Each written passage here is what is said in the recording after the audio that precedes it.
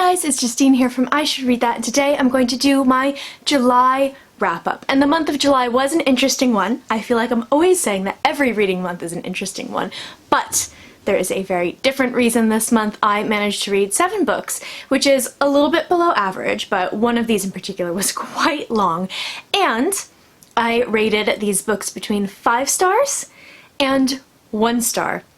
I've only ever rated one book in the history of this channel 1 star, and that was back in May. That was Royals by Rachel Hawkins. I'll post that down below if you want to see. It comes toward the end. And I rated this one 1 star for different reasons. But I also read 2 of my most anticipated books of the year, and I loved them both. And I also read a romance this month, which was very exciting because while I love romance, I almost never read it because it burnt out on the genre many years ago, which is its own story. But yeah, it was a really good month. It was a little bit varied. It was mostly sci-fi and fantasy that I was reading, but I did manage to change it up a little bit. So let's just dive right into it. I'm gonna start with the 1 star book because it was the first book that I read this month. And this is proving to be probably my most disappointing book of the year because I was fully expecting to love this book passionately. It sounded like everything that I wanted from a science fiction book. It sounded perfect. It sounded like it was gonna be 110% my jam. It was not. So this is The Calculating Stars by Mary Robinette Kowal. This is quite an unpopular opinion, I think, because this book is very, very beloved. It actually just won, I believe, the Nebula. It's up for the Hugo as well. It's probably gonna win the Hugo in a couple of weeks, and people are loving it, and I can definitely see why people are loving it. But for me, this book just didn't work at all. And there's a lot of reasons.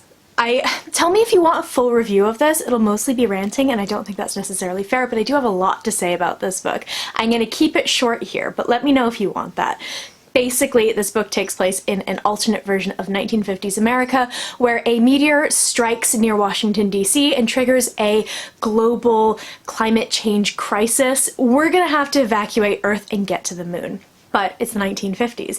Sexism and racism are rampant, and we have a woman named Elma York who is one of the computers who does all of the calculations by hand for the equivalent of NASA in this book, and she wants to be an astronaut. She wants to be not necessarily the first female astronaut, but it's looking like she will be the first female astronaut.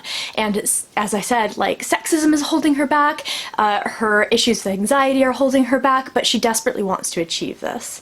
So, women smashing the patriarchy with science, awesome. Alternate 1950s, awesome. Science and engineering and a story in which humans leave Earth for the first time sound amazing. So what went wrong? I think that most of my issues sprung from Elma herself, which I'll talk about in a minute, but I did read this via audiobook. I listened to the audiobook, and the author is the narrator for this book, and I have seen a lot of people saying that they really enjoyed her narration. However, I thought it did the book no favors. Not only is it just one voice, one perspective, I think that this would have benefited for sure from a full cast, or at least more than just one person, although we only get Elma's perspective, which is another problem that I had. The author, there is a wide range of diverse characters in this book, and the author does a lot of accents, and it's really cringy. I also was starting to get, there's something about, maybe it's the character, I don't know, but it started to feel really, really patronizing, and I started to get really, really annoyed to the point where I actually sped this up to 2 times speed just to get through it, just to get through the last part of it. I did not enjoy the narration at all.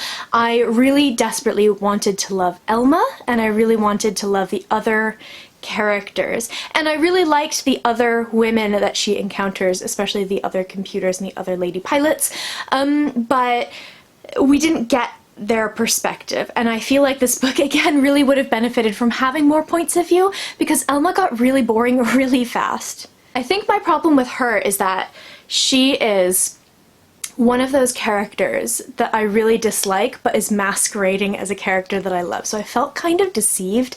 She's set up to be this amazing, like, smart-mouthed, sassy woman who's, like, you know, owns her sexuality. She has a really healthy relationship with her husband, and she's super smart and she's super amazing at everything, but she has anxiety, and, you know, her anxiety, like, holds her back. But for some reason, the way that all of this came together made me so furiously angry. She just made me so mad. Part of it is that she and her husband have their relationship is really prominent in the book, and they are the most boring people on the face of the planet, which sucks. And you would think that reading about a really lovely, healthy relationship, especially a marriage, would be great, and I really wanted that, but they were like the couples who wear the, you know, love my boyfriend, love my girlfriend shirts and hang out together and have a joint Facebook account because they're totally inseparable and are really annoying. They're that, but in the 1950s. And there was no conflict between them, and there was nothing that kept things interesting. They were just fully 100% like sucking each other's toes and being in love. That does happen. And I just didn't buy into it at all. I thought it was super boring, and I say that as a very, very happily married woman. The anxiety representation in this book, anxiety takes all kinds of forms and people suffer from it in a multitude of different ways. So that's not what I'm saying. I suffer from severe anxiety, actually, and I have for many, many years. So I love books that deal with characters, especially women who have anxiety. And to me, this didn't feel real. It felt like what someone who doesn't have anxiety thinks that's like. Basically, all she did was barf all the time. She had stage fright and she barfed all the time. And that was it. And I was just like, what? I could, again, go into this more and more. I have so much to say about this book, but this was probably my most disappointing read of 2019. Probably my most disappointing read in years. Years, given how much I wanted to love this book. And I feel terrible because it was a birthday present. I really wanted to love it, but it just didn't work for me, sadly. So 1 out of 5 stars. So now that I'm done rampaging about the calculating stars, we're done. I'm closing myself off. I am moving on to the second book that I read this month, which was also an audiobook, and it was fantastic. I loved this. This is The Age of Assassins by R.J. Barker. I was fortunate enough to meet RJ at MCM Comic Con in May, at the end of May, and he is just the most delightful, wonderful person in the world. I absolutely was totally charmed by him. I think he's amazing and wonderful, so I wanted to read his books. So I, in my July TBR, wanted to read either Age of Assassins or The Bone Ships, which is his new one that comes out in September, which I have a digital copy of, but I ended up going with this one because I could get the audiobook, and I loved it so much. Age of Assassins follows a character named Gurton, and he is the apprentice to a kind of master assassin, and long story short, they are hired to stop an assassination. These assassins do not really assassinate anyone, they don't really murder anyone in this book, which usually would bother me, but it is done so incredibly well. I totally fell in love with this. This book is a little bit sparse on the world building, but he does enough to give you a really good picture in your head of what it is like. It's this dry, desolate land where the life has been sucked out of it by magicians and sorcerers in order to fuel their own magic, and there's all these horrible punishments, kind of almost feel like Inquisition-y punishments and tortures that people undergo in order to sort of feed magic back into the land and life back into the land. It's so good. But I think that the real thing that works for this book is Gurton and his master. I loved their relationship so much, and it's really nice to see it's such a healthy kind of maternal relationship between the two. It's super platonic. He's about, I think he's maybe, God, is he 15 in this? He's a kind of young middle teenager in this book, and they had such an amazing relationship because he's definitely at kind of the sullen teenager phase of his life, and it worked perfectly. It was so good, and I loved him as a character.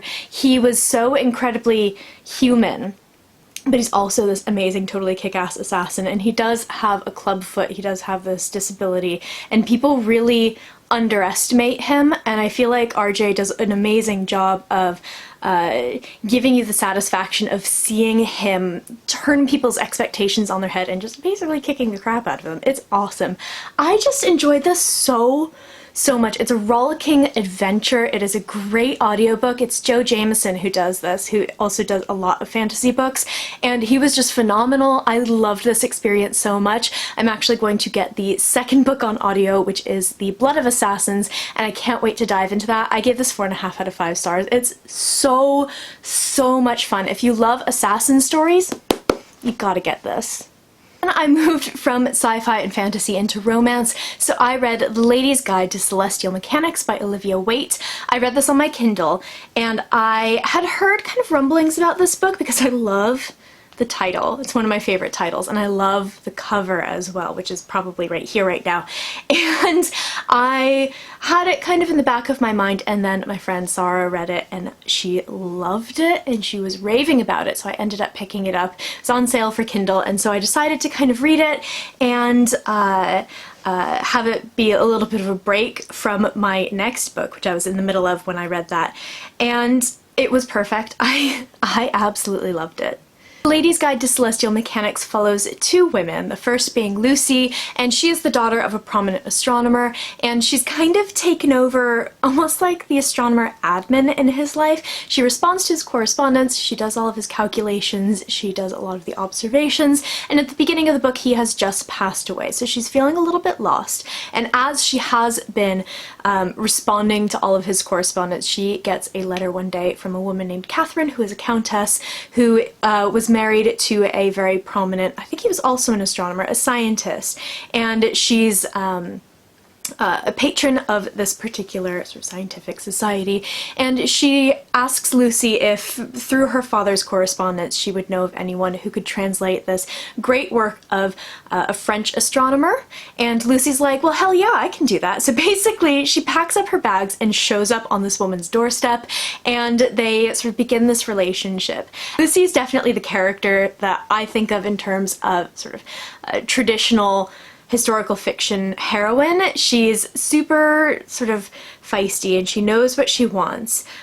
She is a little bit kind of reserved because of the society that she lives in, but she's very much that kind of character, and she was great. I really liked her, but it's Catherine who totally like stole my heart. I loved her. She's a little bit older and she is a countess, and she was married to this man who is not very nice.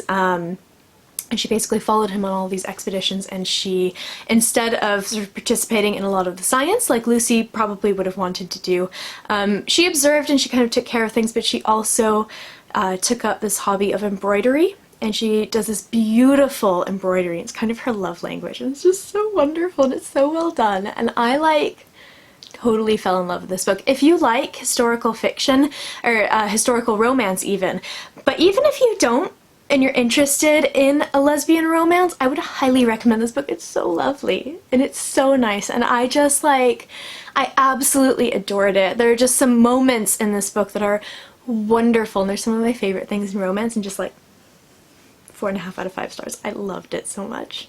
In a complete left turn from The Lady's Guide to Celestial Mechanics, I read one of my most anticipated books of the year.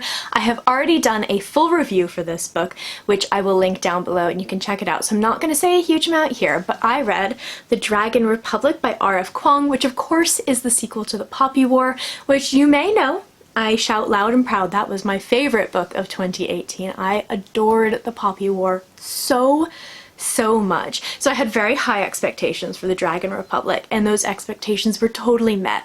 There are some brilliant moments in this book that I can't talk about, and I'm waiting for people to read this so I can talk about them.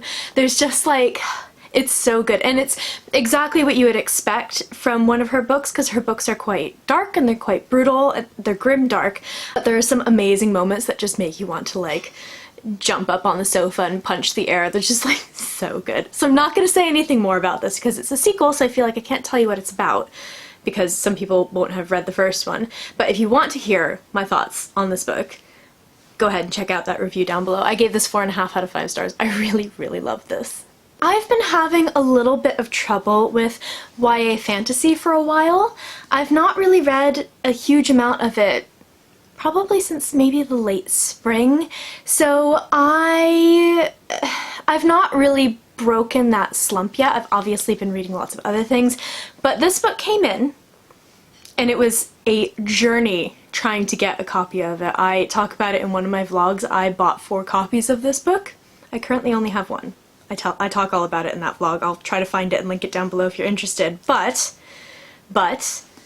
I read A Sorcery of Thorns by Margaret Rogerson this month, and I loved it. And I was really surprised because I was totally taken in by An Enchantment of Ravens because it has a beautiful cover just like this one does, and I was really lukewarm on that book. It's partially because I don't like fae books, but I ended up loving this, and I was really surprised by how much I loved this.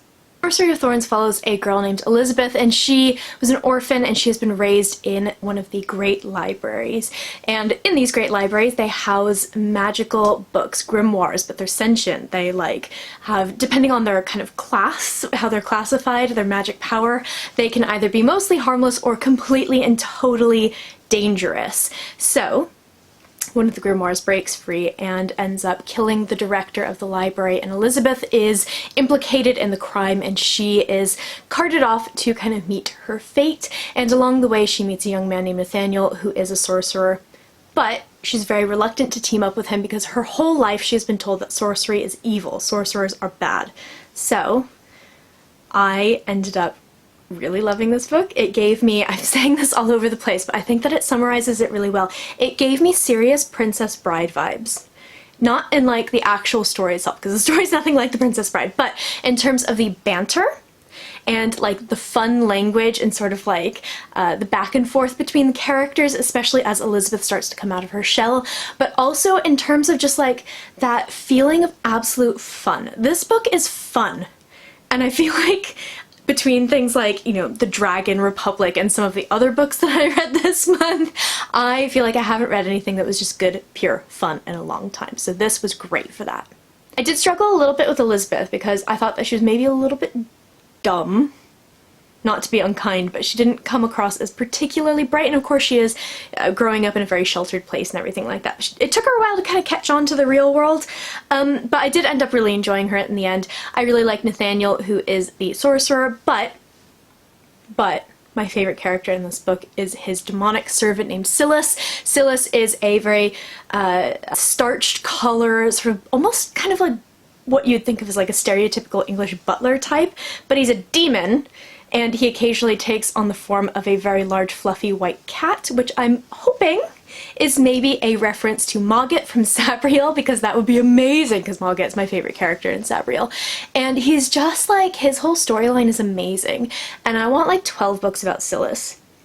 I love the other 2, but like, Silas is where it's at. I just really enjoyed him and his story.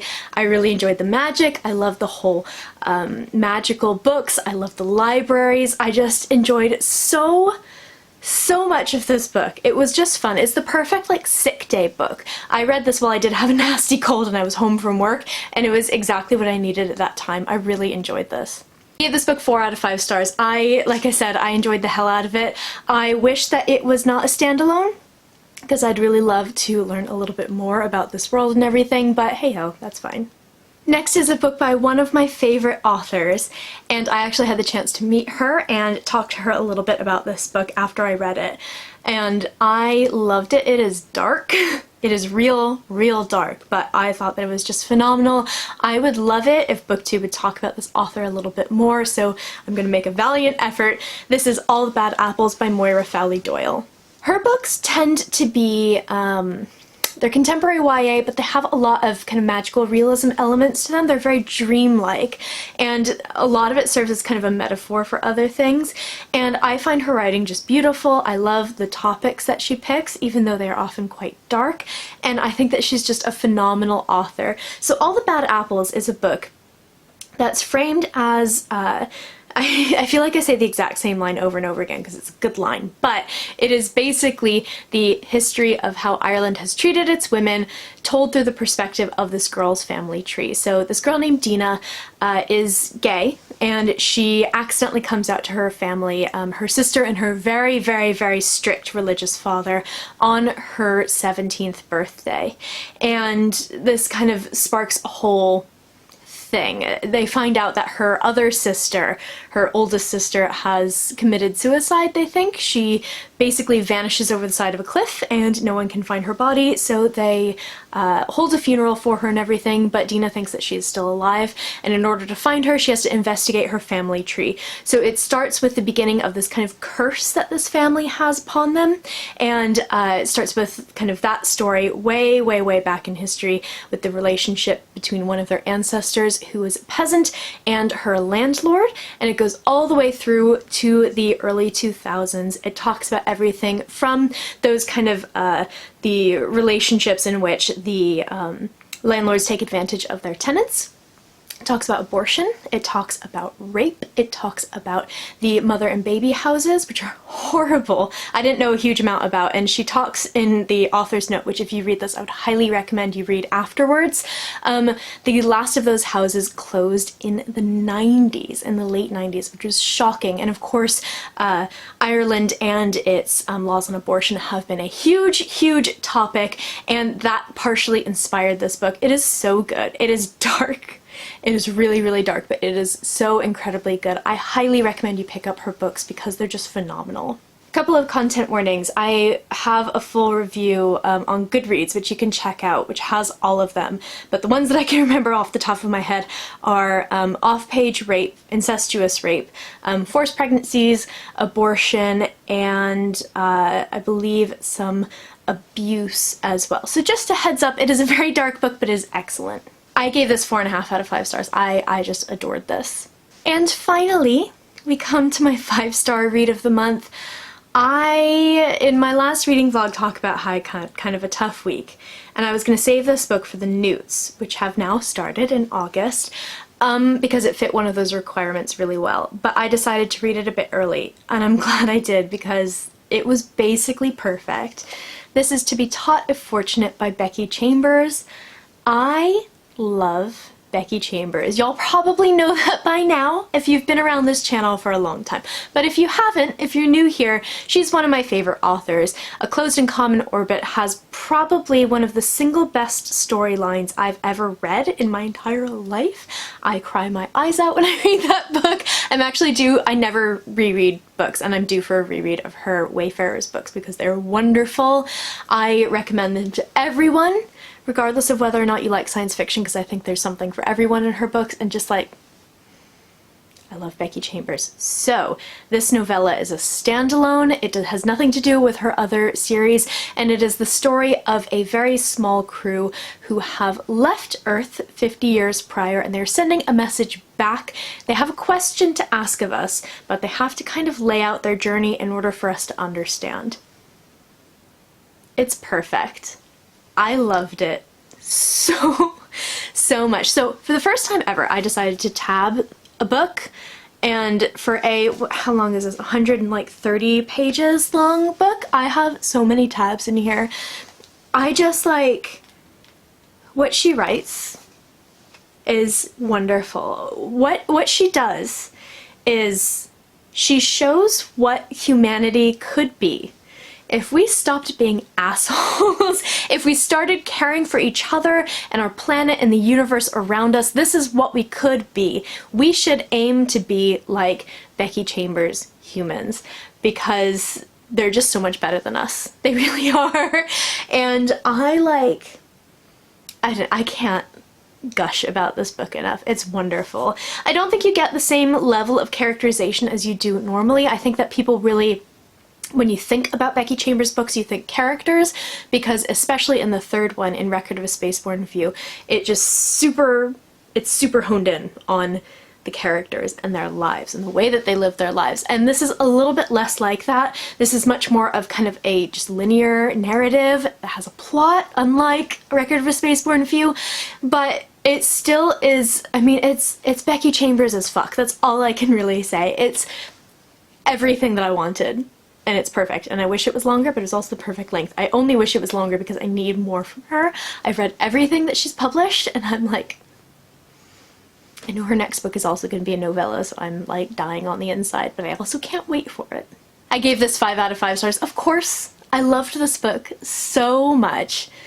Yeah, I can't even say anything more. I loved it. It's wonderful. If you like her books, you're going to love this. It's a great place to start if you've never read her. That's all.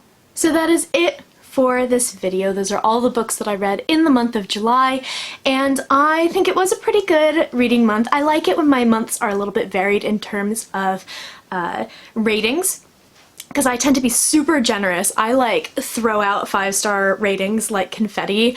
I tend to love most of what I read because I DNF the stuff that I'm not loving. So you see my ratings are a little bit high usually. That's because I haven't finished the books that I don't like, which makes a lot of sense. So it is really interesting for me to have something that I don't enjoy, and for the calculating stars, I initially gave it 2.5 stars, and the more I thought about it, the more I hated it. So that is why I actually have a really low rating. It's really unusual for me, but I kind of like that. In the comments below, let me know if you've read any of these books, if they are in your TBR, or what you read in the month of July. I post bookish content to this channel fairly frequently, so go ahead and hit subscribe, check back soon, and I will see you next time.